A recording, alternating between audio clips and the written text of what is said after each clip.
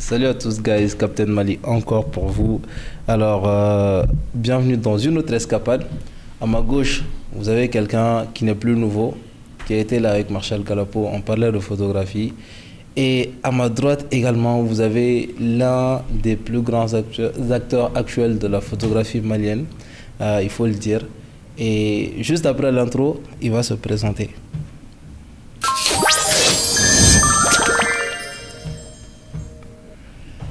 Alors, monsieur, je vais dire monsieur. Non, même pas capitaine. Est-ce que vous voulez vous présenter, monsieur? Moi, c'est Ousmane Makaveli. Je suis photojournaliste depuis quelques années. Oui. Et voilà, c'est tout. Ça, c'est très humble. Ça, c'est trop humble. Ok, photojournaliste. Oui. Déjà, le commun des mortels demandera quelle est la différence entre un photojournaliste et un photographe. Oui. Généralement, on dit on n'est pas photographe, on est toujours photographe de quelque chose. Okay. Moi, j'ai commencé dans le blogging Okay. et dans beaucoup d'autres choses. Donc, c'est comme ça que je suis venu dans la photo. Donc, moi, je fais du photoreportage qui sera utilisé dans les médias, etc. Donc, c'est un style de photographe qui est utilisé pour documenter, témoigner des événements, des choses qui se passent. Donc, ça, c'est propre, ça, sa manière de faire. Donc, c'est ce que je fais professionnellement. D'accord, super. Donc, on peut être photographe de sport, on peut être photographe de mode, on peut être photographe de beaucoup d'autres choses. Mais donc, on peut pas ça être répond tout à la pas. fois. Il y a des gens qui arrivent. Il y a des gens qui arrivent à être bons dans plusieurs domaines de la photographie. D'autres non. Bon. Donc, il faut juste savoir là où est son point fort et travailler sur ça. Ouais. Super. Donc moi j'ai déjà entendu cette phrase, j'ai déjà vu cette phrase sur une de tes publications que quelqu'un avait partagée. On est toujours photographe de quelque chose. Oui. C'est vrai que sans sujet, il n'y a pas de photographie. Photo, reportage. Ah ça soulève beaucoup de questions. Bon, je sais que vous savez que c'est pas la première fois que vous voyez Ousmane en podcast. Il a aussi son propre podcast. Et à Gogo, il est photojournaliste. Donc apparemment, il est aussi blogueur. Ou bien ça, c'est la même chose? Oui, maintenant je fais moins de blogging. Ok. J'écrivais beaucoup d'articles. Ok. On était dans une communauté de blogging, on écrivait beaucoup sur les choses. Et justement pour illustrer ces articles-là, c'est là où on a commencé à utiliser tes photos. Oui. Donc c'est comme ça. Je fais moins de blogging maintenant. J'écris très peu maintenant parce qu'écrire ça demande beaucoup de temps. J'aime pas être moyen. Okay. J'aime pas faire les choses comme ça. Donc quand j'ai pas le temps pour faire quelque chose, je le fais pas. Mais bon, je reste quand même blogueur, quoi. On va dire vieux blogueur. C'est le moment d'utiliser l'IA, non, pour faire les blogs finalement. Ouais, il y en a qui le font, hein, mais okay. Bon, je pense que ouais, ça peut le faire, mais bon. Alors, ça, c'est des raccourcis, quoi. Ah oui.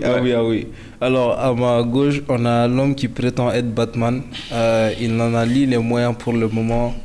Ni le costume, mais la couleur de peau va beaucoup avec la couleur du costume de Batman. Et la chemise noire. Ouais. Il a beaucoup d'argent aussi. Hein. Batman dit que son super pouvoir, c'est l'argent. Mais justement, lui, il n'a pas d'argent. Je suis Batman en puissance. Batman en puissance. Non, avant d'être Batman était riche. Super. Alors, est-ce que tu veux te présenter? Il y a peut-être toujours une nouvelle personne qui regarde les podcasts, on espère. Bon, moi, je m'appelle Aboubakri Najmi Aidara. Je suis étudiant et photographe. Ok. Photographe de tout. Et tant qu'il y a de l'argent, je suis dedans. Ok, d'accord. Donc, on a une opposition là déjà. Et c'est aussi actuellement le monsieur qui nous trouve de nouveaux clients, de nouveaux invités pour le podcast. Yeah. Alors, merci à toi d'avoir amené Ousmane. Et Bi, les gars, on va parler de photographie encore une fois. Mais amène up ma photographie, domaine Monkan, le domaine, on va explorer un peu l'univers d'Ousmane Makaveli. Et quand il a parlé de photojournalisme, moi, ma première question, c'est quelles sont les dates qui t'ont le plus marqué, où tu as fait le plus d'œuvres qui ont marqué les gens aussi, en tant que photojournaliste? Waouh, il y en a beaucoup. Il y en a beaucoup. Ouais. Je pense qu'une fois, j'étais allé faire la fête chez moi à Sikasso. Okay. J'avais fait accidentellement même, je voulais faire des photos de drone des gens en train de prier. Okay. Mais en partant, j'ai vu un vieux avec sa femme d'un certain âge, ils partaient ensemble prier. Je me suis arrêté, j'ai fait la photo. Et bizarrement, la photo a fait le tour du monde, quoi. Même il y a des médias sénégalais qui m'ont appelé. Moi-même, je ne comprenais pas, quoi. Ok. Je pense que cette photo a beaucoup marché. Ok. Mais il y a beaucoup d'autres grands événements au Mali que j'ai couverts aussi, qui ont beaucoup tourné un peu partout au Mali. Je ne saurais pas dire exactement quelle photo, mais ouais, je pense que les gens aiment beaucoup aussi le travail que je fais. Il y a la famille aussi. Je pense que maintenant, ma famille, à chaque fois que je mets une photo, ma famille sont les premiers à partager. Je pense que ça, c'est important. Non, ça me rend heureux quand même. Ouais, mais est-ce qu'il y a, tu as dit, il y a beaucoup d'événements au Mali que tu as couverts. Qu'est-ce que tu peux donner ton top 3 qui t'ont marqué? Non, déjà, moi, j'aimerais savoir le type d'événement déjà. Le type d'événement, ouais. C'est généralement des événements culturels. Moi, j'aime bien ça. J'aime bien les liens entre culture et technologie aussi. Je suis beaucoup passionné par ça. Il y a les 5 mots, qui est mon événement culturel préféré. Ouais. Ton premier 5 mois, c'était quand? Je pense que c'était il y a 3 ans. Le tout premier 5 mois? Oui. Je ne me rappelle pas exactement, mais je pense que c'était il y a 3 ans. Tu peux expliquer aux gens qui ne connaissent pas le 5 mois? Les 5 mois, c'est une pêche collective qui a lieu chaque année avant l'hivernage à 100. Donc les gens se regroupent là-bas, ils partagent des moments de pêche, etc. On fait les prières aussi, on souhaite que l'année pluvieuse soit meilleure, etc. Autour de ça aussi, il y a beaucoup d'autres activités pour la cohésion, etc. Et ça rassemble beaucoup de monde. Et ça, c'est magnifique. Ouais. Super. Et les jeunes, c'est vrai que quand Hachimi le dit, c'est un peu malheureux que je note 5 mois. Donc je pense que mon chama, dont il y a photo, on fait. Et il y a blog fait. Moi, j'ai vu beaucoup de photos de 5 mois. Moi, ma mère est de 100, donc je connaissais déjà. Ça, c'est super. Et comment est-ce que toi, tu as déjà pris connaissance du festival? Je pense qu'une fois, j'étais à Mopti. Il y avait crépissage de la mosquée de Mopti. À travers ça, j'ai participé à ça. À travers ça, j'ai essayé de me renseigner, voir quels sont les grands événements culturels qui se passent au Mali. Et quand ça se passe, j'essaie d'avoir des contacts dans ces localités-là pour aller faire des photos, des vidéos là-bas. Donc, c'est comme ça que j'ai découvert aussi qu'il y avait ça. Et après, je suis allé faire des recherches sur Internet. J'ai vu qu'il y avait des images, des gens qui faisaient ça. J'ai dit, ok, ça peut être intéressant. Donc, chaque année, en début d'année, j'ai une liste d'événements que je veux couvrir. Et à chaque fois, quand je pars sur Internet, mon objectif, c'est de voir quelle localité du Mali, il y a quelle fête, il y a quelle célébration, il y a quelle pratique culturelle. Et j'essaie d'avoir des contacts un peu partout. Comme ça, quand il y a des choses, selon les disponibilités, j'y vais. Ok, super. Le monde du blogging et de la photographie, quelles sont les plus grandes intersections pour toi? Je pense que ça va ensemble. Ça va vraiment ensemble parce que je pense qu'un photographe, il doit lire beaucoup, quoi. Et faire une photo aussi. Une photo, quand on regarde en vrai, une seule photo, c'est normalement un article. Et faire un blog, c'était réfléchir sur des choses, écrire, partager son idée, son point de vue. Je pense que la photo aussi s'inscrit dans ce même cadre-là. Quand tu fais une photo, c'est une communication, c'est un message. C'est une idée derrière, c'est des émotions que tu veux susciter chez les gens, c'est des messages que tu veux passer. Et je pense qu'il n'y a pas vraiment de différence. À moins que la photo est beaucoup plus accessible. Que les mots, parce que la photo c'est instantané, tu captes tout l'univers en un regard. Ça pousse les gens aussi à beaucoup imaginer, à beaucoup rêver. La lecture est un peu moins accessible, mais je pense que les deux sont pareils. Est-ce que quand tu étais blogueur, tu écrivais déjà? Est-ce que tu vois la chose comme ça? Quand tu es blogueur, tu écris avant de trouver l'image, et quand tu es photographe blogueur, tu fais la photo avant de trouver l'article. Qu'est-ce que tu penses de ça? Ouais, je pense que c'est comme ça. Et puis, c'est bizarre, même maintenant, quelqu'un m'a dit ça. Quand tu es photographe, par exemple, tu es en train de travailler sur une thématique. C'est pas toi qui décides de la thématique, mais c'est la photo en fait. Parce que souvent tu as une idée, tu veux faire des choses, mais en studio, sur le terrain, la photo même va te guider sur la marche à suivre. Donc tu n'as pas tout le temps la thématique, l'idée ou la direction artistique que tu veux prendre. Ça, j'ai découvert ça récemment. C'est pourquoi maintenant... Tout récemment? Oui. Et c'est bizarre quoi, c'est fou comme... Et quand on écrit aussi, souvent ça arrive. On écrit de l'article et on a du mal à trouver l'image d'illustration. Souvent, on trouve l'image d'illustration, ça influe sur l'article. Souvent, on commence l'article avec une idée, mais ça évolue. Mais par exemple, avant, quand je faisais les reportages, je sélectionnais les meilleures images. Mais c'est l'idée que tu viens de dire, c'est quelqu'un qui m'a expliqué que non, c'est pas comme ça. Quand tu fais un reportage ou quand tu fais des séances en studio, il faut toujours faire 2 fois ou 3 fois. La première fois, c'est pour voir comment ça se passe. Tu sélectionnes les meilleures photos.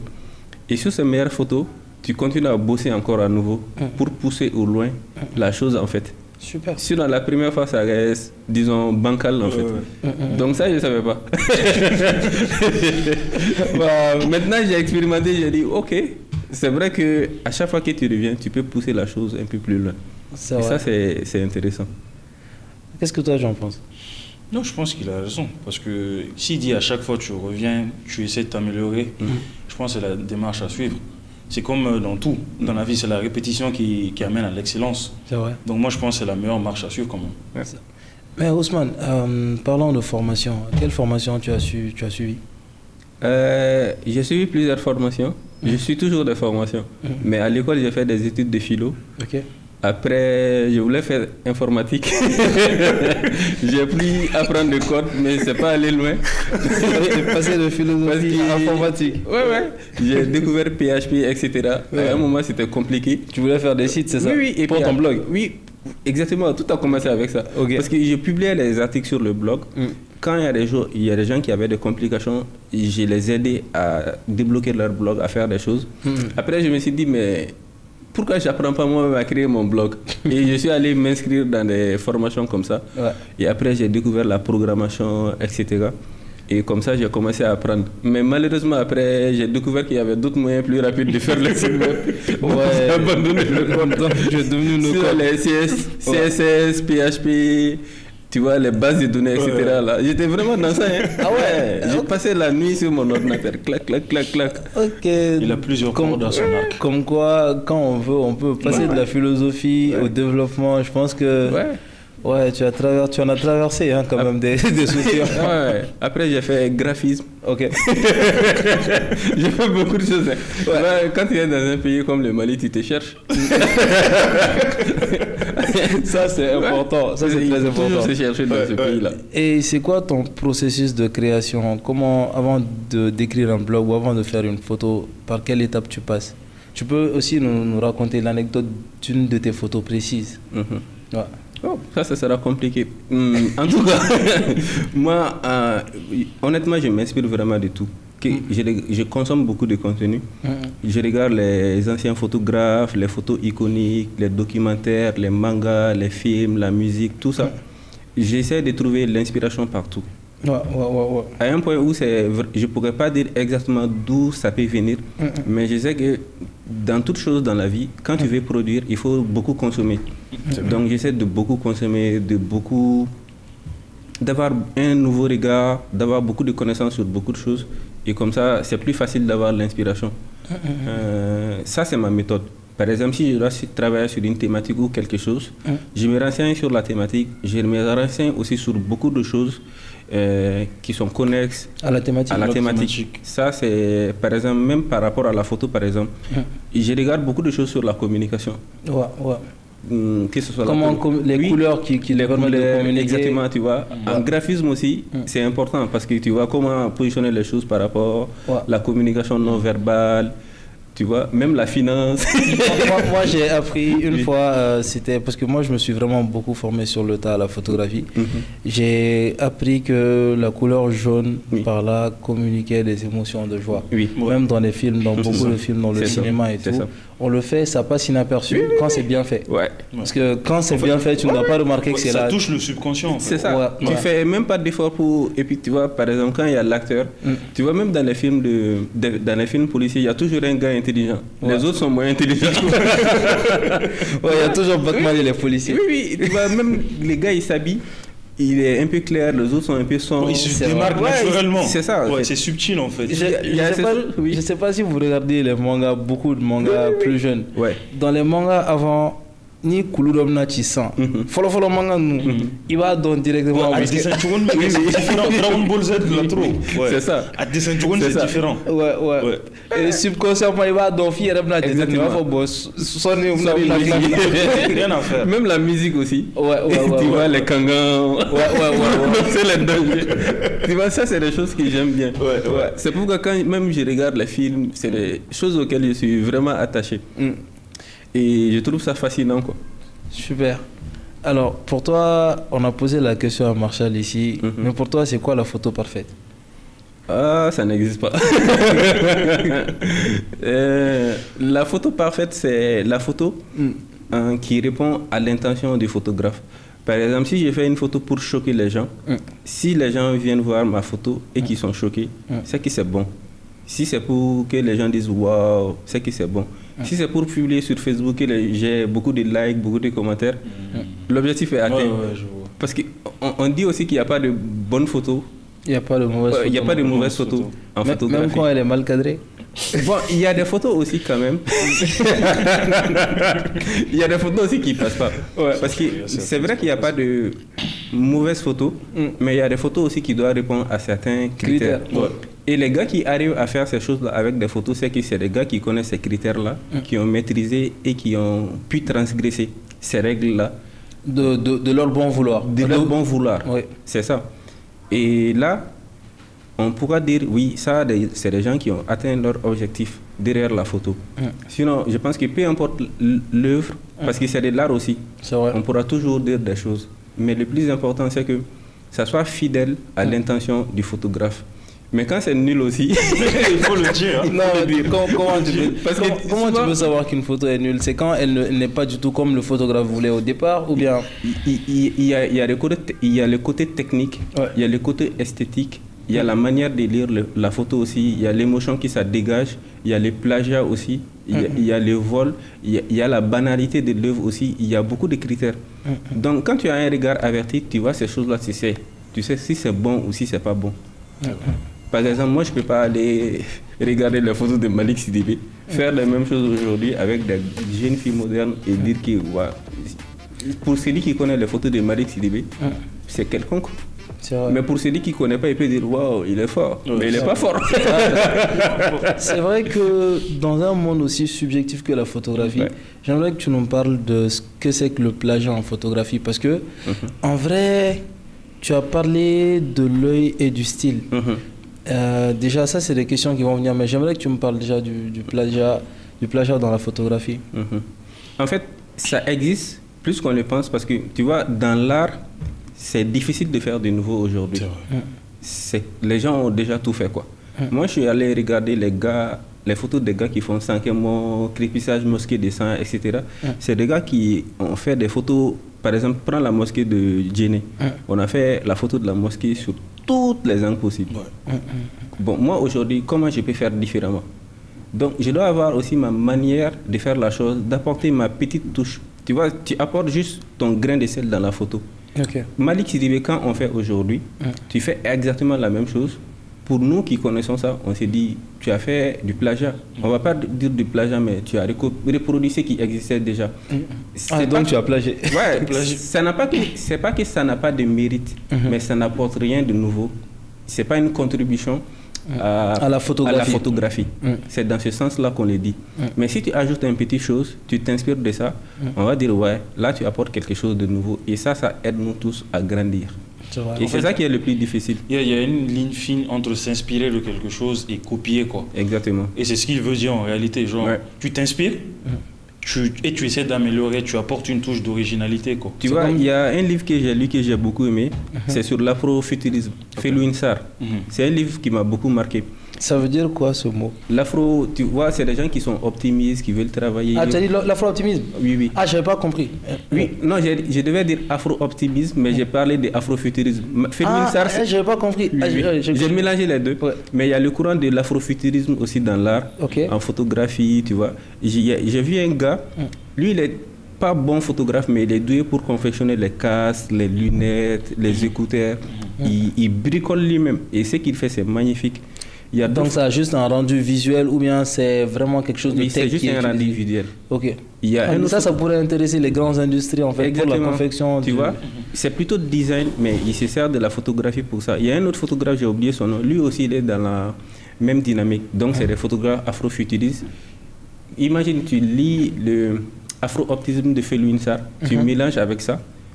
Est-ce que tu peux expliquer un peu à l'audience ce que c'est que l'afrofuturisme? L'afrofuturisme, c'est, tu vois, il y a l'afro-optimisme, c'est des gars qui croient en l'Afrique en fait, qui pensent qu'on doit partir de nos réalités aussi et s'ouvrir au monde et construire quelque chose à travers notre richesse culturelle pour l'Afrique. C'est des gars qui à travers notre terroir, les connaissances de notre terroir. C'est des gens qui pensent aussi que c'est possible pour l'Afrique aussi. On a les talents, on a les ressources, donc on doit penser nous-mêmes d'avoir notre développement et travailler ensuite pour ça. L'afrofuturisme aussi, ça va dans ce sens-là. C'est des gens qui vont utiliser les outils technologiques qui viennent un peu partout dans le monde, qui mélangent ça aussi avec notre culture, notre pratique, pour partager leur vision artistique. Ça, c'est quelque chose qui m'inspire, parce que j'aime beaucoup tout ce qui est technologie. C'est vrai. Mais si moi, je dois travailler sur ça, je ne vais pas faire exactement la même chose que les gars ont fait. Moi aussi, je vais voir au Mali comment ça se passe, quelles sont les choses, et essayer de modifier et d'apporter quelque chose. Donc là, c'est une petite contribution.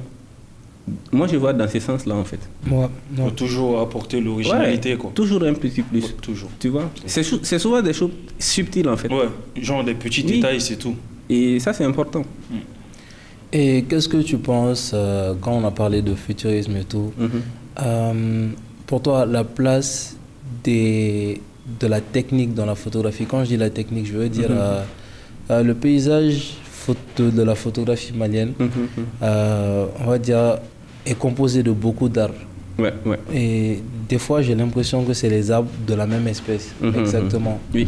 J'ai l'impression que les gens veulent juste le nouveau matériel et tout, et que le style n'est pas autant travaillé que ça. Déjà, qu'est-ce que toi, tu penses du paysage de la photographie malienne?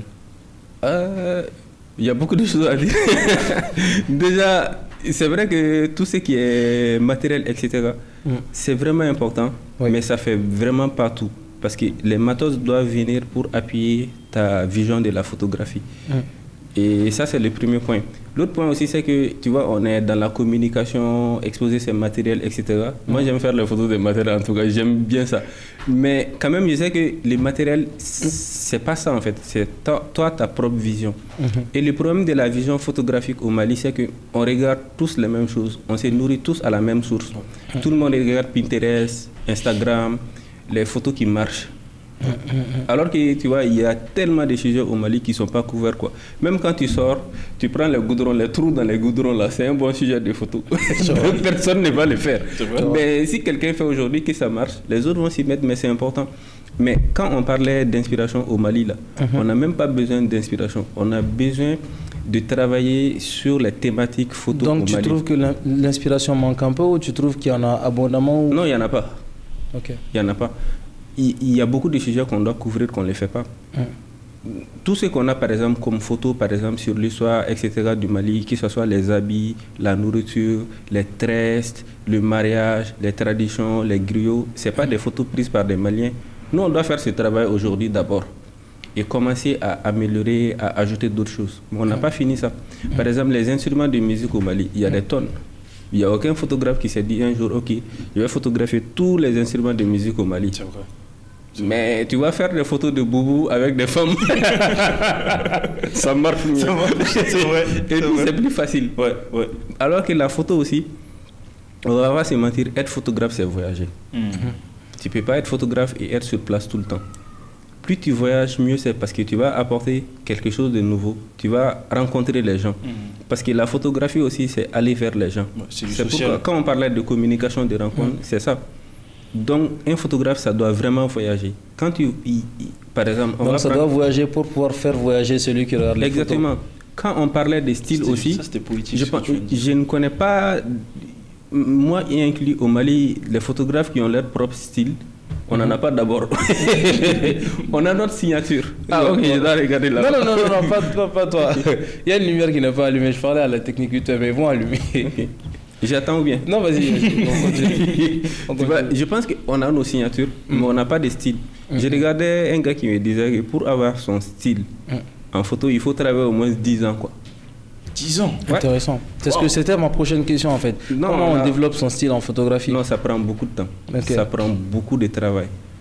Quand tu prends les grands photographes, tu vois, ils peuvent te faire 100 photos sur différents sujets. Tu regardes la photo, tu trouves les mêmes éléments. Ils ont, tu vois, que ce soit les cadrages, la composition, ils ont une manière propre à eux de montrer la chose.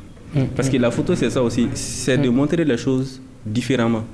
Et je pense que ça, au Mali, j'en connais pas d'abord. En tout cas, dans notre génération. Non, c'est intéressant ce que tu dis là, 10 ans. Dans ce cas, est-ce que... 10 ans de boulot, quoi. 10 ans de boulot. Et juste une question, toi, ça fait combien de temps toi, tu es dans la photographie? On va dire 6 ans. 6 ans. 4 ans comme pro. Ok. Parce que tu vois, j'ai fait beaucoup de photos avec les téléphones.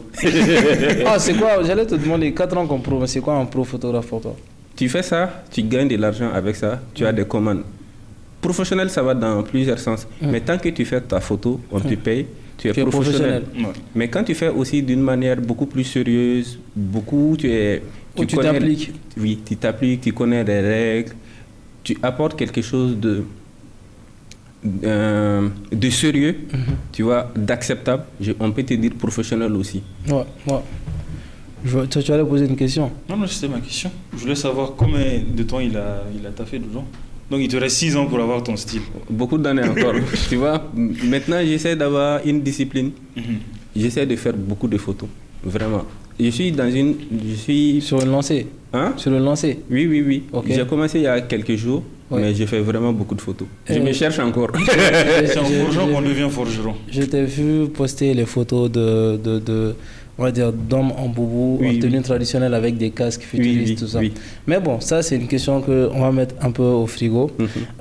Si toi tu devais recruter deux jeunes qui ont beaucoup de potentiel, à potentiel égal plutôt, tu prendrais plus celui qui s'y connaît beaucoup techniquement, mais qui n'a pas beaucoup de vision, ou celui qui a toute une vision qui est très imaginative, mais qui n'a jamais utilisé d'appareil? L'imagination. Ouais, je pense que l'imagination gagne toujours. Parce que les gars qui ont la vision, l'outil c'est qu'un moyen, quoi. Il va toujours trouver les moyens, même de réaliser sa vision. Parce que l'imagination c'est ça en fait. C'est trouver, par exemple, faire la photo, que ce soit technique, que ce soit imaginatif. L'imagination c'est connecter des points. Donc celui qui sait faire ça, forcément il va savoir faire la photo. Super, c'est très poétique ça aussi. C'est très poétique ce que vient de dire. On sent qu'il a fait de la philosophie. Mais la philo, tu vois, la photo c'est la philo aussi. Et quels sont les styles de photos que tu as expérimenté jusque-là? Ou est-ce que tu es resté sur le même registre depuis que tu as commencé? J'ai fait beaucoup de photoreportages. Journalisme, ça c'est ce que je connais vraiment. Participer à des événements, aller à des endroits, faire des photos.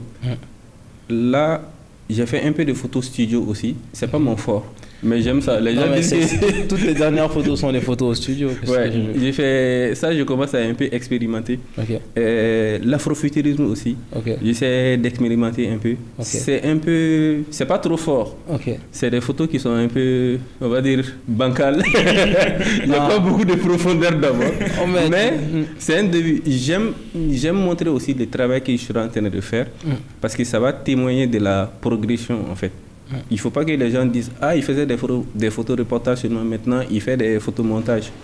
Mais il faut être pédagogue aussi. C'est-à-dire que tu veux poster des photos même si tu penses que ce n'est pas la version finale des photos que tu veux avoir. C'est bien même ça? Les photos studio que j'ai fait là, c'est pas la version finale. C'est un processus.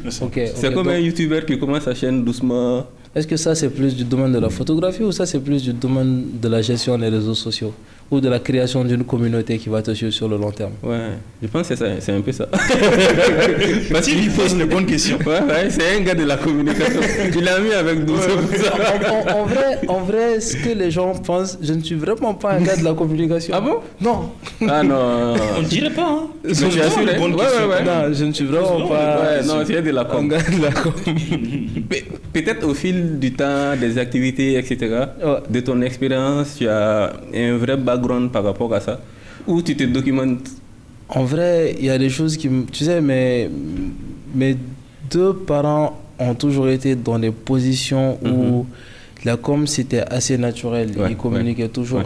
Et notamment, mon père, il a un office de radio, de 11 radios. J'ai toujours baigné dans ce monde-là. Quand j'étais gamin, j'étais tout le temps dans cet environnement-là. Mais sinon, comment jusqu'à l'université, pour moi, journal, c'était du Kumachama.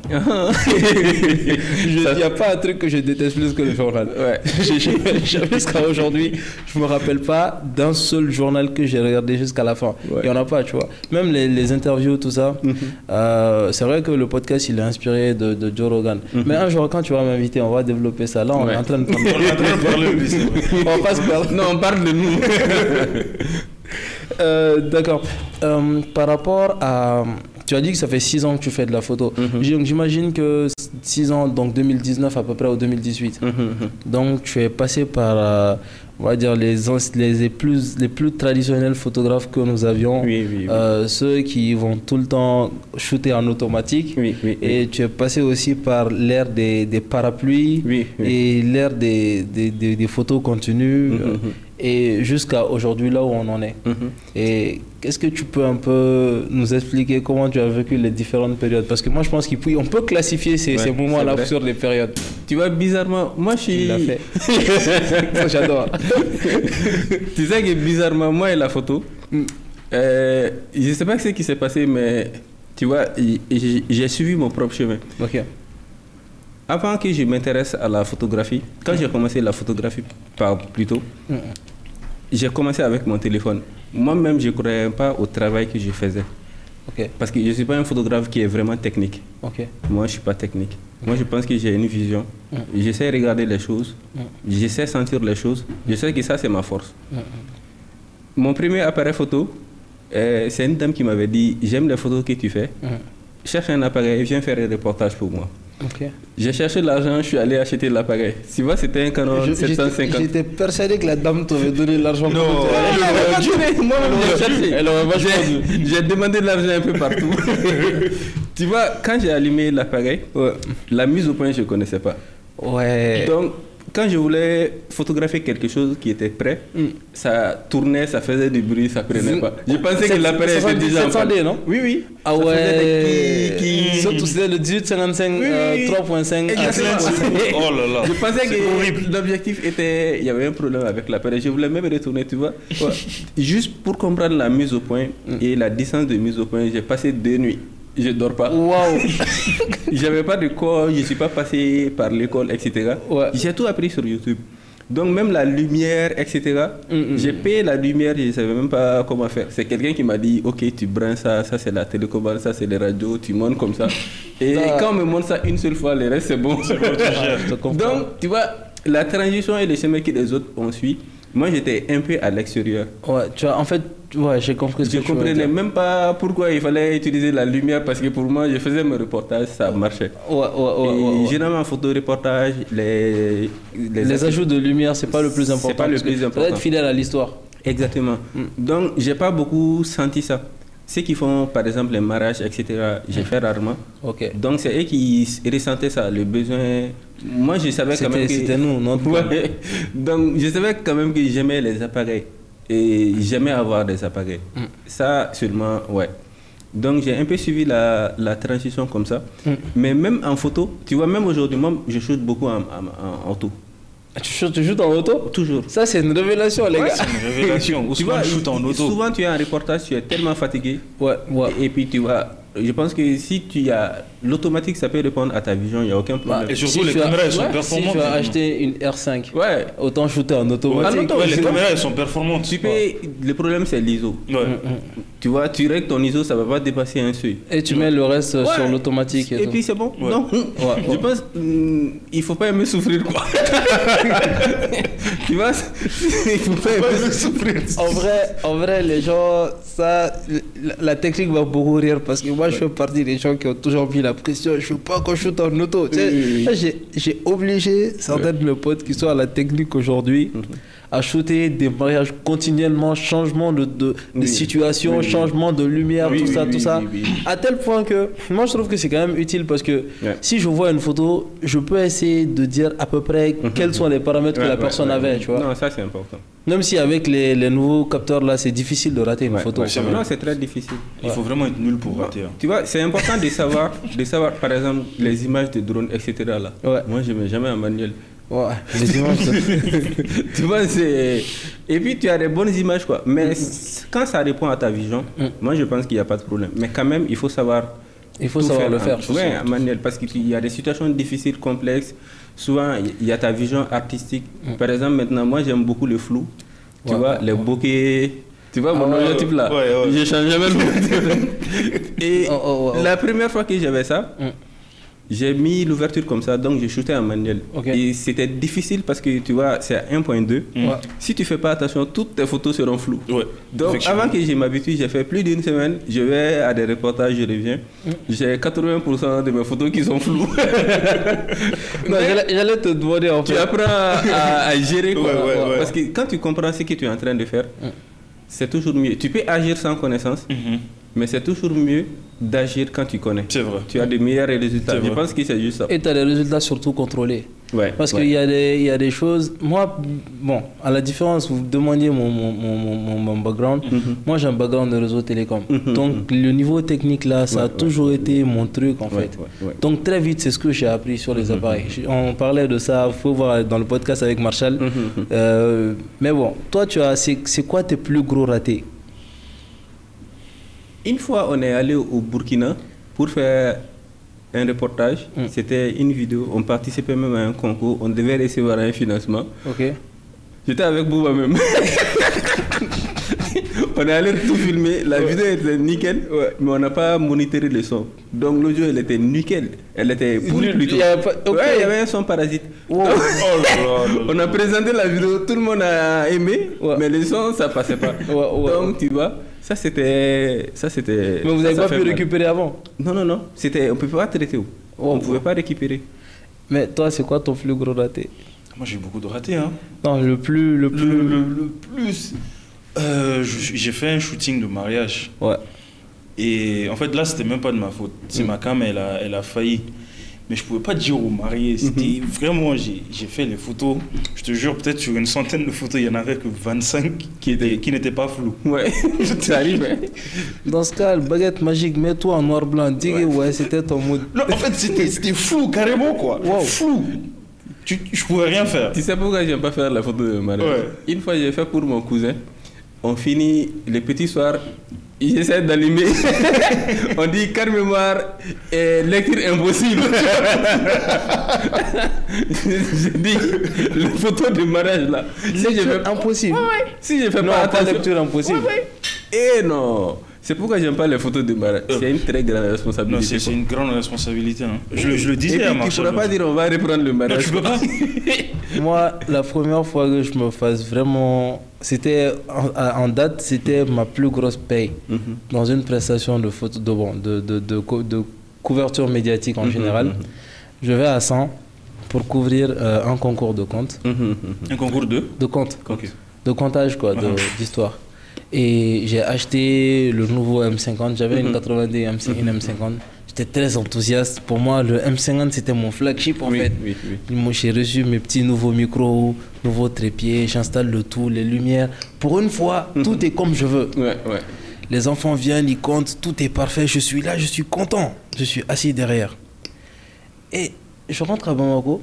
Tellement que j'étais bien payé sur le marché. Je voulais pas que ça passe la nuit. J'étais là, prêt mentalement à passer la nuit, à finir ça le lendemain, à donner pour que le client soit content. Je mets l'écouteur aux oreilles. Il n'y a pas le son. Zéro son. J'avais deux câbles. Un câble qui était fait pour les ordinateurs et un câble pour les caméras et un câble qui était fait pour les smartphones. Zéro son. Tu sais ce que j'ai fait? Je suis arrivé à Bamako à 18h. J'ai vu l'heure vers 18h40. J'ai pris le prochain car pour 100 à 28h30. Je suis retourné le même jour, même moment, pour aller enregistrer leur son. Encore. Et puis j'ai superposé dessus. Mais bon. T'as rattrapé. Ça aurait pu être pire. Ça aurait pu être pire. Il s'en a la drone. C'est pas facile. Hein? Non, c'est des choses comme ça arrive. Maintenant, en date, parce que tu es quand même l'un des blogueurs, Ousmane, c'est l'un des premiers blogueurs que moi j'ai vu, blogueur photographe, à parler de l'IA. à parler de tout ce que ça peut donner comme avantage, à parler même un peu, bon, les dangers, j'ai pas vu de post, peut-être que tu en as fait, mais je veux que tu nous dises en fait, qu'est-ce qui t'a poussé vers l'IA aussi prématurément? Est-ce que c'était prématurément ou c'est ce que moi je crois? Non, je pense que l'IA, j'ai surtout commencé à m'intéresser à ça quand Canon a annoncé leur appareil là où tu vois, tu pouvais regarder dans l'appareil, ça fait la mise au point.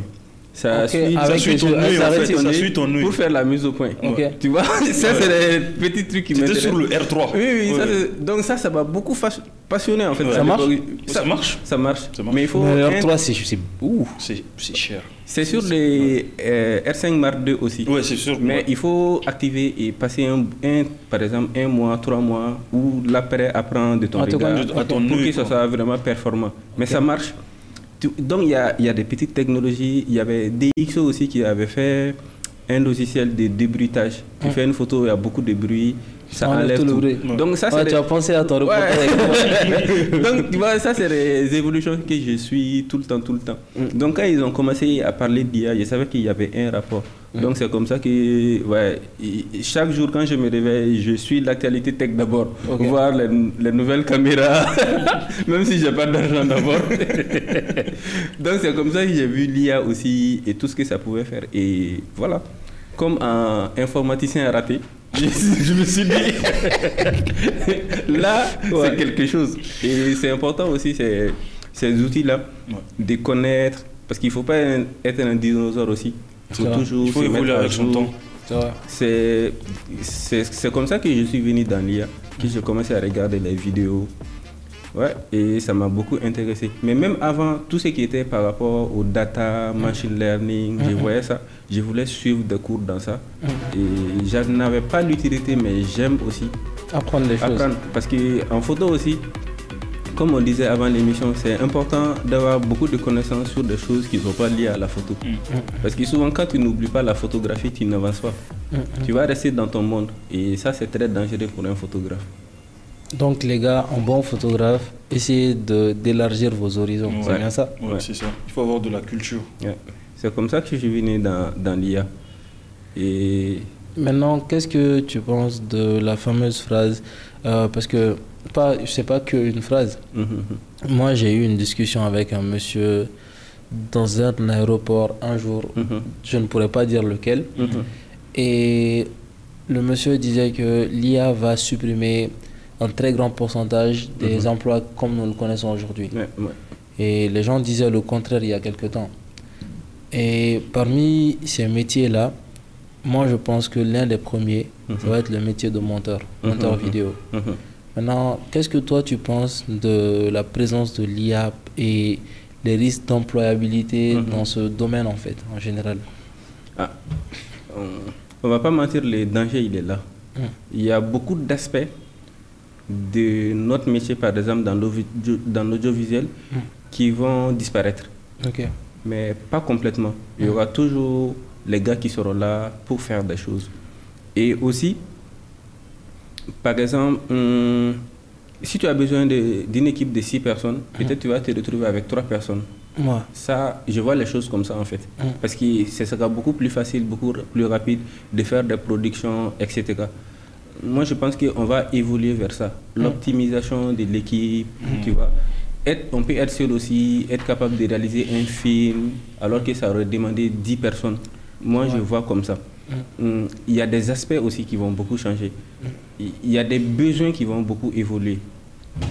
Ça va forcément apporter un changement, mais je ne pense pas que les gens vont commencer à perdre leur emploi comme ça. Parce que moi, je pense que le problème avec l'IA, c'est le problème dont souffre le monde aujourd'hui, la communication. Les médias, ils n'ont pas beaucoup de choses à dire. Donc quand il y a un sujet qui vient, qui fait le buzz, tout le monde y va en fait. Il tourne de manière à ce que ça puisse être lu. Oui. Je pense que l'IA, elle est magnifique, c'est bien, mais il y a une très grande surmédiatisation par rapport à l'IA. Et ça embrouille les gens, parce que ça ne permet pas aux gens de vraiment comprendre. Sinon, ces outils IA-là, tu vas les tester pour ceux qui sont professionnels, qui sont dedans. C'est pas comme on les vend aussi en fait. C'est vrai. Tu vois? Est-ce que tu penses qu'il y a une forme de diabolisation de l'IA? Si, c'est ça qui fait vendre aussi, quoi. C'est ça qui fait vendre et c'est ça qui intéresse les gens. par exemple, prenons l'IA et la photo, les gens vont dire que ça va remplacer la photo. Mais les gens qui disent ça, est-ce qu'ils savent la photo?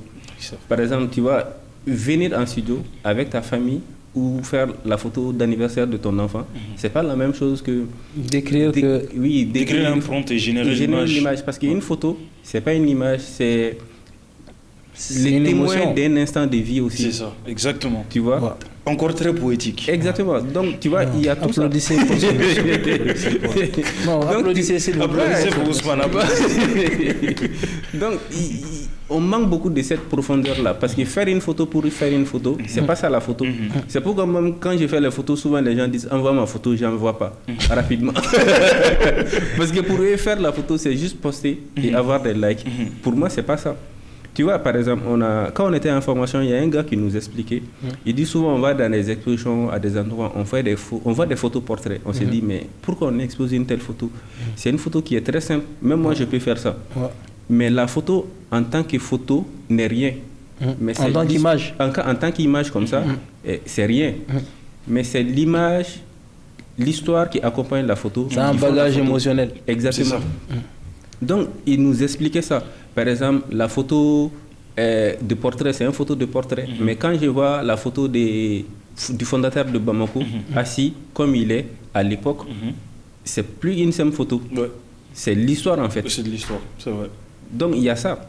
Et si on ne fait pas attention, aujourd'hui, les gens, au lieu d'écrire leur propre histoire, ils vont générer des choses qui sont fictives, qui n'ont pas de valeur. Et demain, ils seront piégés. C'est vrai. Parce que qui sait où l'IA va nous amener demain? Qui sait les productions qu'on fait avec l'IA aujourd'hui? Ça aura quelle valeur demain en fait? Tu vois, les photos de Malik Sidibé qu'on sort aujourd'hui, ça a beaucoup de valeur. Bien sûr. Parce qu'il y a un instant qui a été capturé. Exactement. ça. Moi, par exemple, mes photos, je préserve. Même quand on est parti au défilé, je montre maintenant qu'il y a une petite partie des photos que j'ai. Parce que je sais que quand je vais sortir demain, même après moi, ça peut peut-être être un héritage pour mes enfants. C'est vrai. Est-ce que tu penses que Ousmane est juste en train de donner une excuse à des gens pour ne pas livrer leurs photos tôt? Non, il ne faut jamais montrer toutes tes photos. Ah oui? Jamais. Un photographe, il faut toujours garder beaucoup de photos. Il faut juste montrer une petite partie. La petite partie de l'iceberg. Ouais. Parce que si tu mets tout, tu n'as plus rien. C'est vrai. Et il peut y avoir des opportunités. Ça aussi, j'ai appris ça récemment. Il peut y avoir des opportunités tout le temps. Il y a des gens qui veulent acheter ta photo. Ils n'ont pas... Pourquoi ils vont acheter Une photo qui est déjà publiée? Oui. Pourquoi ils vont acheter? Ça n'a pas sens. Il y a des gens aussi qui se disent, ok, cette photo, ça témoigne que tu as du talent, mais ça montre aussi que tu as quelque chose d'autre à proposer. Et c'est quelque chose d'autre à proposer, il faut le préparer et le garder en secret. D'accord. Je vois exactement ce que tu veux dire. Ouais. Et par rapport à ça,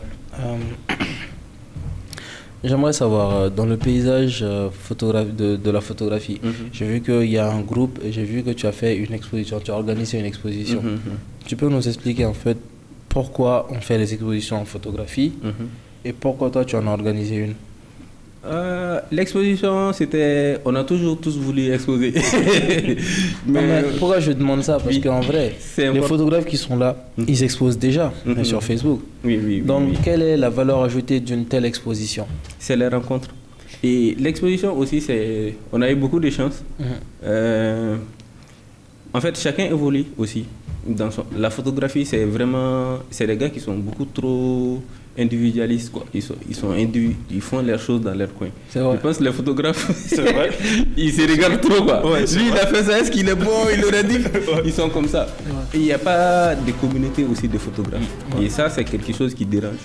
Et à chaque fois on s'est dit mettons-nous ensemble, faisons des choses. Et on a toujours nourri cette idée là. Et quand l'occasion s'est présentée, on s'est dit ok bon pourquoi on ne va pas ensemble. Donc l'idée déjà c'était de se mettre ensemble. En espérant que ça donne naissance à une association, un collectif, un groupement de photographes, un syndicat, pour que les prix ne baissent pas. Ah, ça c'est important à ce stade. Et pour sensibiliser les autres par rapport au prix. Tout ça c'est important, donc c'est toujours mieux de se mettre ensemble. Donc l'exposition c'était dans cet esprit-là. Et l'exposition aussi c'était de voir, est-ce que nous, nos photos, tu vois, les succès que ça peut avoir sur Internet, ce n'est pas forcément les succès que ça peut avoir dans la réalité. Donc c'était challengeant pour nous, pour voir le travail qu'on pouvait faire. C'était une manière aussi de rencontrer les autorités, les partenaires, etc. Pour qu'on passe des moments ensemble, qu'on discute par rapport aux photos. Je pense que l'exposition, les expositions photo, vidéo et réalité virtuelle, on n'en fait pas beaucoup au Mali, mais c'est important. Parce que l'exposition aussi, tu vois, il y a des familles qui vont avec leurs enfants voir les photos. Tout ça, c'est la culture. Tout ça, ça va aider les enfants à avoir beaucoup d'imagination, à voir le monde autrement. On ne fait pas beaucoup de... ça, j'aurais jamais imaginé quand même, ce côté. Il n'y a pas beaucoup d'événements culturels au Mali. Tu vois, les ateliers où les gens vont parler des livres, où ils vont aller voir des expositions, voir des tableaux. Ce n'est pas des trucs de blanc. Moi, je dirais plus la diversité dans les activités culturelles, parce qu'il y a des activités culturelles qui sont tout le temps là, notamment les concerts. Ils sont tout le temps là. Et il y en a pas mal. Même s'il n'y en a pas assez, il y en a pas mal. Il y a les concerts, il y a les festivals. Mais la diversité dans ce monde-là, en fait, d'autres types. Exactement. Tu vois, si moi j'ai de l'argent aujourd'hui, je vais faire une exposition, mais en réalité virtuelle. Wow. Tu vois, où tout le monde aura son casque, c'est ça? Même la prochaine exposition, c'est ça mon grand projet. Ok. Tu vois, les gens viennent, ils voient les photos, mais ils peuvent porter des casques, par exemple, aller à Tombouctou. Tu vois, sur le moment où toi tu feras les photos. Une immersion, etc. Imagine, tu es en train de faire ça. Il y a un artiste qui joue de la chorale là, du conservatoire qui vient, qui joue. Tu vois, ce serait une expérience totale, quoi. Exactement, tu vois, il y a tellement de choses qu'on peut faire. C'est vrai, c'est vrai. Donc, tu vois, même des gars qui font de la peinture, tu vois, on a besoin de tout ça. C'est vrai, c'est vrai. Tu vois, il y a une infinité de possibilités, en fait. Ça a rapport aussi avec, par exemple, quand tu parlais de l'IA, par exemple, imagine, on prend la ville de Bamako, elle est sale. Elle est sale. Imagine, tu amènes un projet, ok, l'IA, elle est là. Pour faire sur Photoshop, ça va être difficile. Mais chacun fait une photo d'un endroit de Bamako qu'il n'aime pas. Il transforme avec l'IA. On va mettre les deux photos. Déjà, ça, c'est pour sensibiliser les gens. Voici votre ville qui est sale. Mais imagine si on travaille ce qu'on peut avoir. Là, l'IA, elle est intéressante. Mais tu fais l'IA de toi tout le temps. J'allais te demander, toi, assis. Oh ouais. L'IA remplace des photographes, ça me fait mal à la tête. Moi, ça me fait mal à la tête. Non, en fait, moi, je vois ça, je sais pas ce que je dois y penser. Et je me dis, c'est l'évolution. Les gens ont la liberté d'être les gens. Mais moi, je juge beaucoup les gens qui font ça. Tu vois, et puis, tu vois, même les gens qui. Moi, ce qui me fait mal, ça me fait pas mal, mais je trouve triste, par exemple, les gens qui sont dans les trucs créatifs, qui font les bogolans, les pains, tu vois, qui proposent des choses. Ces gens utilisent IA pour vendre leurs produits, je comprends pas en fait. Je pense que c'est le manque de moyens. Ils n'ont pas le moyen de se payer en photographe. Non, ça c'est manque de... Tu vois, les photographes sont très mal payés. Ils sont mal payés déjà. Tu as les photographes gratuitement, quoi. Tu as ton téléphone, quoi. Quand toi tu fais ça, moi je me dis, est-ce que c'est toi? Parce que quand je vais acheter une pièce de Bogolan très chère, qui porte une marque d'un Malien, je veux que ce soit, tu vois, l'esprit derrière la personne, tu vois, l'authenticité de la personne. C'est ça que je vais acheter. C'est pas le Bogolan là. Sinon, je vais au grand marché, je vais coudre moi-même. C'est vrai, c'est vrai. Mais si toi, tu fais ton image de promotion avec intelligence, je ne sais pas si c'est lui qui a fait ou bien si c'est toi. Et l'intelligence artificielle, je sais qu'ils n'ont pas la capacité de faire en sorte que ça épouse leur vision. C'est ça. En fait, l'intelligence artificielle, elle ne va jamais remplacer la créativité humaine. Jamais. C'est des trucs ça, vous le dites en commentaire. Moi, je pense que ce débat, on va l'avoir dans quelques années. Je pense que l'intelligence artificielle va nous surprendre encore. Ça, c'est possible. Ça, c'est possible, mais moi, je pense que le contraire aussi est possible. Tu vois, il y a un moment où on était arrivé où il n'y avait plus de données pour nourrir l'IA. On parlait des connaissances synthétiques ou je ne sais pas. La connaissance synthétique. Oui, tu vois, il y a des choses. Donc, tout est possible. Il peut même avoir une régression. Par exemple, tu prends ChatGPT aujourd'hui. Tu vois, ça c'est le côté aussi où l'humain est trop paresseux. Le cerveau, tu es sportif, tu sais. En fait, le cerveau humain a tendance à toujours choisir la voie la plus simple. La plus simple. Bien sûr. Donc tu vas souvent répondre à un email. Si toi-même tu t'assois, tu fais en 1 minute. Mais au lieu de faire ça, tu vas dire ChatGPT, réponds à cet email. En 15 secondes. Le temps que tu dis à ChatGPT de répondre à l'email, toi-même tu peux répondre. C'est quoi l'efficacité? Et tu vois, quand on prend les entreprises au Mali, qui peut dire aujourd'hui, j'ai utilisé l'IA pour faire ce gain de temps ou pour générer tel genre nombre de millions ou d'argent? Il n'y en a pas. Non, moi je trouve que par exemple dans mon domaine là, moi ça m'aide beaucoup. L'IA me fait gagner beaucoup de temps parce que dans notre domaine, même pas au niveau créatif. Ok. Sinon on doit démarcher une boîte par exemple pour un plan de communication. C'est-à-dire que moi ce que je fais, les gens pourront copier s'ils veulent. J'établis mes idées, je fais comme un brouillon de mes idées, je lui expose mon problème et il m'aide à avoir un document rangé qui m'aurait pris avant il y a 3 ans ou 4 ans, non, il y a en 2021 je vais dire, qui m'aurait pris une nuit. Une nuit pour faire un plan de communication. Là moi j'ai un travail plus épuré et plus stratégique en fait. Tout dépend de comment. Non, il est vraiment considérable. Je gagne beaucoup de temps grâce à ça. Je peux savoir que j'ai un truc qui est lourd à faire et je sais à peu près comment communiquer avec l'IA. Moi, je pense que les gens devraient aussi penser à ça. Au lieu de copier des prompts l'IA te donne, on va dire, la possibilité de lui apprendre des choses tout en faisant des choses très simplement pour toi. Tout à fait. Mais je pense que les gens, la plupart des jeunes à qui j'ai vu utiliser l'IA, ils posent des questions simples comme s'ils parlaient à Google. C'est ça. Et moi, je trouve que ça, c'est malheureux, c'est même dangereux pour le cerveau en fait. Parce que j'ai vu un podcast de Diary of CEO. Où ils expliquaient que cette manière de communiquer à l'IA en donnant des tâches simples, en fait, tue ta faculté à raisonner petit à petit. C'est ça. Ça tue même la créativité. Exactement. Parce que ils avaient même fait des tests où ils voyaient l'impact sur l'activité cérébrale, parce qu'ils avaient des machines pour voir l'activité cérébrale, de comment tu résous un problème et comment ton corps réagit après. Est-ce que tu te sens satisfait d'un travail que l'IA t'a amené, ou est-ce que tu te sens satisfait d'un travail que tu as fait toi-même, en faisant plusieurs groupes de personnes, en leur donnant des différents challenges. Donc moi je pense que les entreprises devraient se pencher vers ça, même si on est encore à l'âge des prompts. Tu vois, c'est la guerre des prompts. Les gens se font la guerre sur ceux qui utilisent de meilleurs prompts. Et tu vois, comme on parlait de créativité et l'IA, tu vois, imagine la créativité. La créativité, elle est liée à la contrainte. C'est vrai. Si à chaque fois qu'il y a une contrainte, tu détournes. C'est vrai. Tu dis à l'IA de faire pour toi, ça va le faire. Mais si toi-même tu te plonges dedans, face au blocage, tu vas prendre le temps de réfléchir, tu vas développer de nouvelles facultés toi-même. Exactement. Et c'est ça qui enrichit l'homme en fait.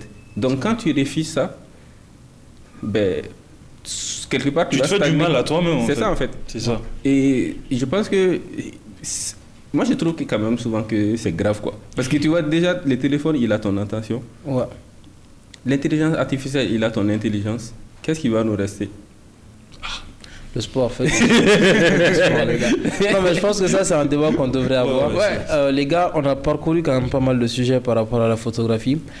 J'aimerais qu'on fasse une dernière petite thématique. Ça, c'est comment on sait maintenant à peu près, on a une petite idée de ton processus créatif, de ta vision de la photographie un tout petit peu, même si je pense qu'on aurait pu creuser beaucoup plus en profondeur. Comment tu gagnes de l'argent grâce à la photographie? Principalement avec les médias et les organisations. Donc je fais des reportages pour les médias généralement et je fais des productions pour les organisations. C'est ça. Principalement. Qu'est-ce que tu penses de comment le commun des Maliens photographes gagnent de l'argent? Ou est-ce que tu en sais quelque chose déjà? Ou est-ce que c'est pas ton problème? Je pense que il y a beaucoup de photographes.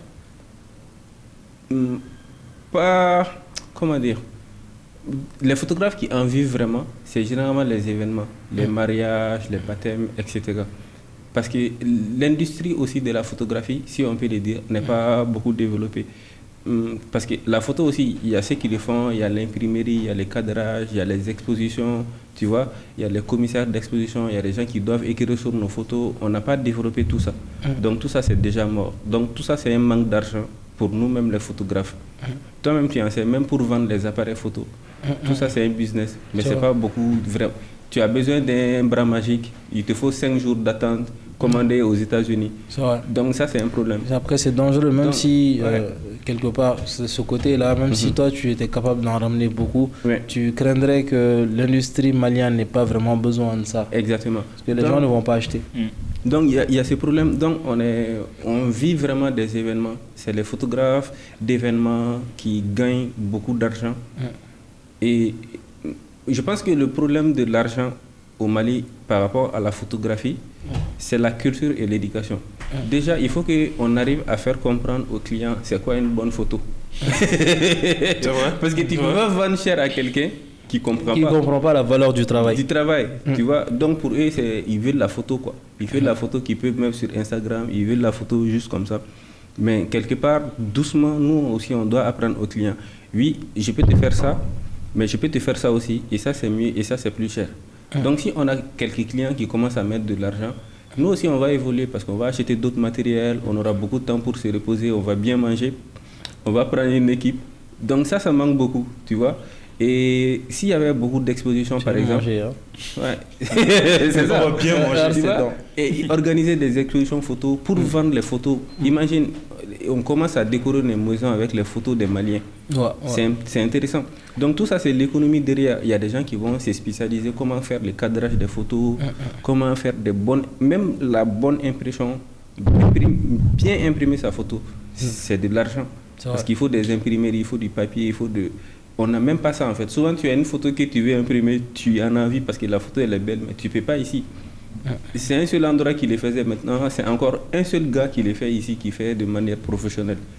Donc, tu vois, il y a beaucoup d'argent qu'on peut gagner dans la photo ici. Mais c'est nous tous, notre effort collectif qui peut amener ça. C'est pourquoi l'exposition aussi, elle est importante. Tu vois. Donc, on peut se faire encore beaucoup d'argent. Je pense que quand les gens comprendront, quand on montrera la valeur de la photo, les gars, ils vont payer quoi. Imagine, il y a un événement, on invite les photographes, tu vas faire l'événement, on ne te paye même pas, tu envoies l'image, tu es content parce qu'il t'est cité, mais tu fais régresser la photographie. Tu vois, imagine les dames qui font les maquillages, ils sont venus récemment en force. Je pense qu'ils gagnent beaucoup plus d'argent dans les mariages que les photographes. Clairement. C'est clair, ils ont même respecté que les photographes. C'est vrai. Moi, je pense que le problème de la photographie d'événements, c'est quelque chose d'ailleurs que j'ai arrêté. Je l'ai fait une seule fois. C'était pendant un concert de Debeto. Je ne me suis pas trouvé important dans le sens où j'ai été respecté à beaucoup d'enseignes. Mais en vrai, s'il y a 20 000 photographes qui font les photos du même événement, ça fait pas sens. Pourquoi 20 001? Moi, je reste à la maison. C'est ça. Donc, tu vois, il faut assainir, il faut faire beaucoup d'efforts, il faut faire comprendre aux clients aussi, et il faut fixer les tarifs, quoi. On doit avoir ce courage-là. Il faut fixer les tarifs. On doit avoir le courage de bien. C'est l'argent des clients qui nous rend riches. mais dis-moi, dans le style de photographie que tu fais, c'est quoi ton meilleur mois? Jusqu'à combien tu as pu gagner un maximum? C'est pas bon de parler de l'argent. Ça, c'est la philosophie. Tu passes à la télé, il y a tonton qui appelle. Tu passes à la télé. Tu vois, non, en photo, moi j'ai eu beaucoup de chance. Tu vois, même quand je venais dans la photo, j'avais déjà des prestations. Mais le problème avec l'argent de la photo, c'est qu'après, les appareils, ça coûte cher. Tu es obligé de renouveler ton parc et puis tu n'as jamais tout. Il y a toujours quelque chose qui manque.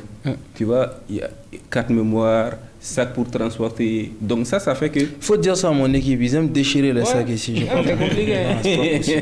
Tu vois, l'ordinateur qui doit suivre. Ce qui fait qu'il te faut investir pendant au moins quelques années pour pouvoir te reposer et manger sur l'argent que tu as investi. Moi, je suis dans une phase où je suis en train d'investir d'abord. L'entreprise, elle n'est pas assez solide d'abord. Comment il est en train de danser autour de la question? Ouais, j'ai compris. Je comptais sur toi pour ça. Je t'attendais. Non, mais tu vois... Toi, tu shootes avec quoi actuellement? R5 Mark II, R6. Ah, mais c'est top. Tu as des caméras vidéo aussi, non? Oui. Mais j'utilise rarement parce que je fais rarement de la vidéo. J'oublie souvent la vidéo. Ok, super. Alors, non, l'argent, tu vois, par exemple, en photo, tu peux avoir des millions facilement. Ça arrive. Quand tu es dans la production, comment tu fais? Mais tu vois, tu peux avoir, par exemple, plusieurs millions en un mois, mais tu peux faire 2-3 mois, tu n'as rien aussi. Il ne faut pas oublier. C'est vrai. Donc, et c'est quoi ton pire mois dans ce cas? C'est moi si j'ai rien eu. Ça fait 2 mois que je fais rien, mais je fais beaucoup de photos. Ok. Je fais beaucoup. Ça fait 2 mois que j'ai rien. J'ai que des petits marchés et même là je partage avec des gars. Franchement, ça me fait 2 mois que je fais rien. Mais je suis là au studio, je fais des photos tous les jours. Ouais. Tous les jours, je m'entraîne. C'est comme moi à la boxe. Hein. Il faut s'entraîner tous les jours, même si c'est pas les combats tous les jours. C'est ça. Et puis, tu vois, quand c'est quelque chose que tu aimes, ça passe, quoi. Tu sens pas. Ah, c'est vrai. Et les moments où il ne se passe rien aussi sont intéressants. Parce que ça te permet d'aller voir le travail que tu as fait. Et de voir comment critique sur toi, ton propre travail. Exactement. Et je pense que ce temps aussi est important pour les photographes. C'est pourquoi je suis en train de faire les photos avec les Donzo, beaucoup de photos en studio. Ouais. J'ai le temps. Quand le marché va venir là, ça trouve que je suis prêt, quoi. Là, tu es en train d'explorer ta créativité. Exactement. Tu vois, les breaks là, c'est important dans la vie. Ça te permet même de, tu vois, d'essayer des choses, quoi. C'est comme quand tu pars à un reportage. C'est que les clients a dit tu arrives à faire ça, mais tu as le temps pour essayer de nouvelles choses, voir si ça marche. C'est la même chose. Donc, je suis en train d'expérimenter d'autres choses. Peut-être que l'argent va venir. Super. Alors, je ne sais pas si tu avais une autre question, Hachimi. Non, je n'ai pas de question. Donc, Ousmane, je ne sais pas s'il y a quelque chose que tu voulais qu'on mentionne, qu'on a omis, ou quelque chose dont tu aimerais qu'on parle explicitement. Je pense qu'on a fait le tour. Ouais. Je pense qu'on a... Ça va, non? Oui, ça va. Je vais dire un truc de plus. Ousmane, c'est l'un de mes photographes préférés. Tu l'as dit ici? Ouais, je l'ai dit. Ouais. Et c'est l'un des premiers que j'ai contacté. Je l'ai connu grâce à mon père d'abord, sur Twitter, parce qu'il est très sur Twitter. Donc mon père, il m'a dit, ah, Ousmane Magaveli, il va lui parler et tout. Donc j'étais au Maroc, je l'ai parlé, et c'est l'un des premiers qui m'a aidé. Qui m'a fait des critiques. Il m'a prêté sa caméra plein de fois. Il m'appelle souvent sur des shootings. Donc je voulais juste dire merci. Donc, franchement, merci de m'avoir aidé. J'ai fait la même chose. Ne refaites pas. On va juste dire, il n'y a pas de quoi. Ou il y a de quoi. Non, en fait, c'est le moment de lui envoyer la facture. Il a beaucoup de mariages. Ouais, tu vois. Franchement. C'est important, tu vois, même que je sois là, c'est important, tu vois. Au Mali, on a beaucoup de bons gars, quoi. Wallah, je l'ai dit tout le temps. Ce qui nous manque, c'est juste trouver... Je pense que ça va venir aussi. Le timing ou le momentum. Ouais, et de faire des choses ensemble. Moi, en tout cas, je suis dans cette logique-là maintenant. Faisons des choses ensemble. Ça ne veut pas dire que tu vas rester... Tu fais tes trucs, mais souvent, quand on se rencontre même comme ça, là, ça nous permet d'amener les choses encore un peu plus loin. C'est vrai. Parce que là, maintenant, notre objectif, on a deux grands, quoi. C'est faire beaucoup d'argent et c'est laisser des traces. Tu vois, parce qu'on est dans la chose, il faut que les gars qui viennent après se disent waouh. Ceux qui sont venus avant, ils ont fait quelque chose. Et puis, je pense que les gars, ils sont en train de bosser, quoi. Ouais. Le chantier est énorme, mais les gars, ils sont en train. On a de bons gars, quoi. On a de très bons photographes. C'est vrai. Et même notre génération, les choses qu'on fait ensemble, je trouve ça, c'est magnifique. Super, guys. Alors, c'était notre podcast sur la photographie. On a parlé d'IA cette fois-ci. Avoir fait un commentaire, avoir fait un sujet à aborder la prochaine fois. Et si vous avez un photographe favori que vous voulez avoir, ou 2 ou 3, on peut faire une discussion en groupe. On fera un podcast sur ça pour vous. Alors, je ne sais pas si vous avez quelque chose à ajouter. Non, ça va. Il me faut que sinon, il n'y avait trop fait ce qu'il a. Non, mais tu peux tout dire. Hein? Non, c'est bon. J'ai été correct et tranquille. Tranquille. Il ne faut pas énerver les capitaines. Moi, je suis un type bien. Le seul gars qui énerve les gens, c'est Adam. Alors, les gars, lâchez en commentaire le nom de votre photographe favori, ce que vous avez pensé du podcast. N'oubliez pas de vous abonner, de partager avec votre entourage et de lâcher un petit like ou un dislike même si vous n'avez pas aimé. Je pense que lui, il est trop noir, donc je peux comprendre le dislike en fait. À une prochaine fois dans les escapades.